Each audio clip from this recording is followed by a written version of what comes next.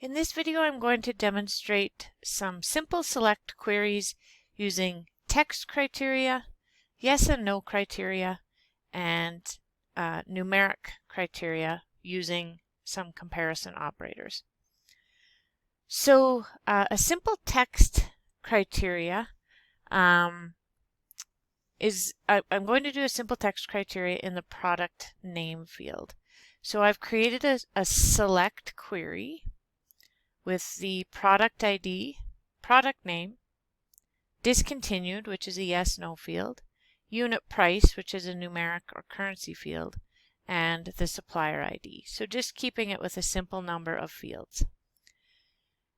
And as always, I encourage you to just view the datasheet view. Make sure that your query is properly retrieving data from the tables before you begin. So back to the design view, I will look for an exact match of the data. So for example, if I want to search for the product named chai. So back to my design view of the query, in the product name, I'll type chai. Access puts the quotation marks around. It's looking for an exact match. If you want to type the quotation marks, you can. And if I run the query, I get one product that has the name chai. The next thing that we often want to do is search for a match of some part of a text string. So I might search for, I'm looking for biscuits, but I want the word biscuits to be anywhere in the name. And so I put the asterisk before biscuits and after biscuits to say that there may be other text characters or other characters around that word. Access puts the like because it's looking for variations of what I've got there. And so when I run the datasheet view, I find one product that has the word biscuits, and it had text before the word biscuits. It didn't find any that had text after the word biscuits.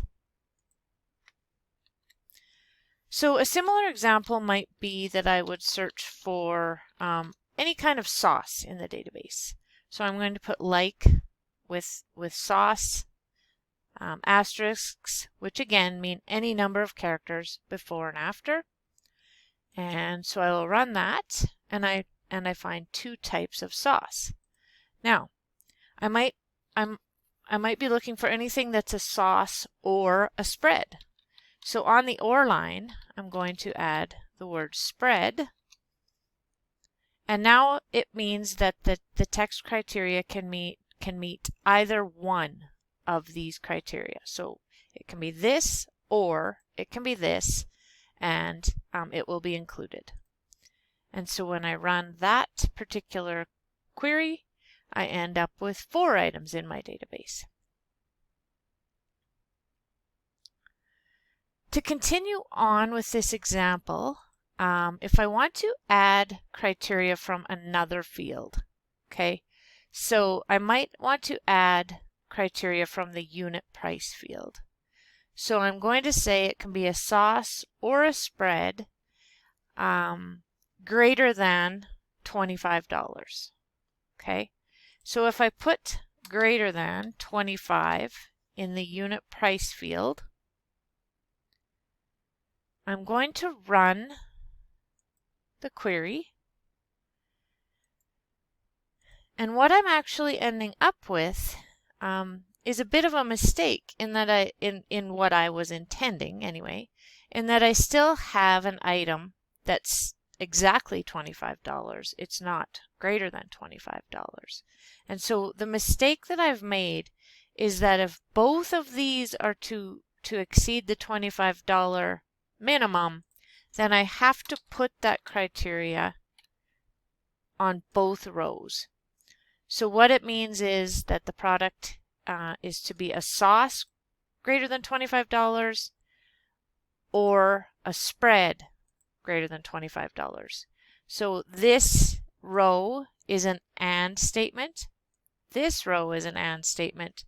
And then it's an OR between the two complete rows. So when I run that, now I've got sauces or spreads, but they have to be greater than $25. So again, that's using the greater than comparison operator.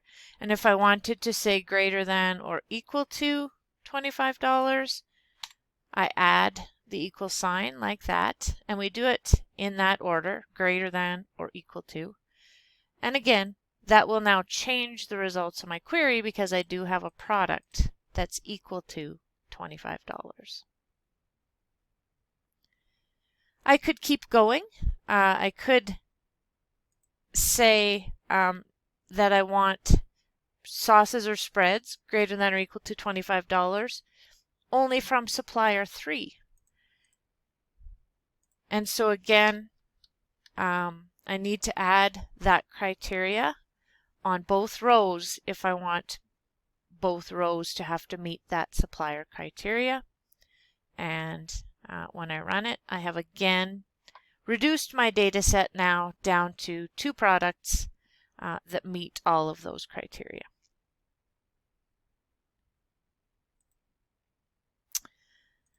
So I'm going to delete all of those things again and do a quick just yes, no criteria.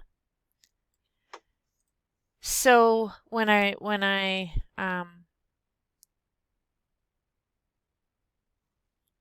want to look for discontinued products, what I'm going to do to start is I'm just going to type yes. Okay. Typically we think of these probably as a yes no field because that's the way that that's the name of the data type. So discontinued, I'm going to put yes, and I'm going to run the query. Notice that it actually displays true, or when I click, it shows the -1.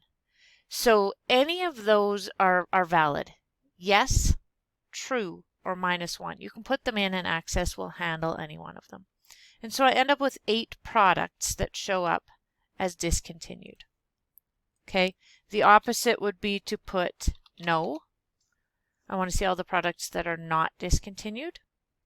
And so I have 69 products that are not discontinued.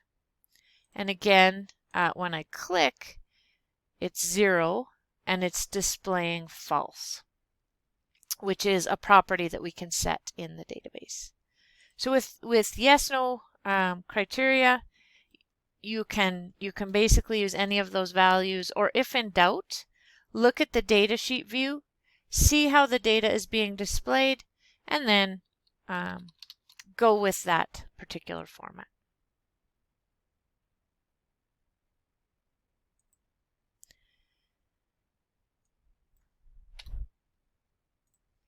Unit price. So we did an example of greater than or equal to. I could do less than or equal to. And let's say I want to find all products whose unit price is under $5. Sorry, $5 and under. Okay, so I only have 2 products that are $5 and less. I'm going to change that to $15.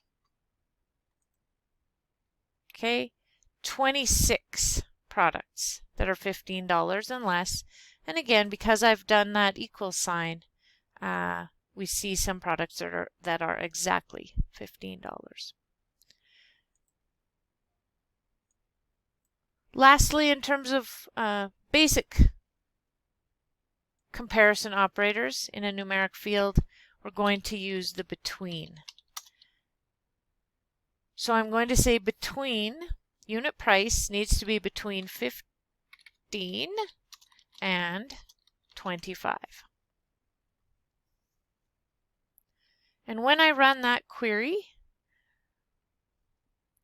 what I will see is that the 15 is included and the 25 is included. Okay, so when you use the between comparison operator, it is inclusive, or it includes the numbers that you had put into the query criteria in the design window.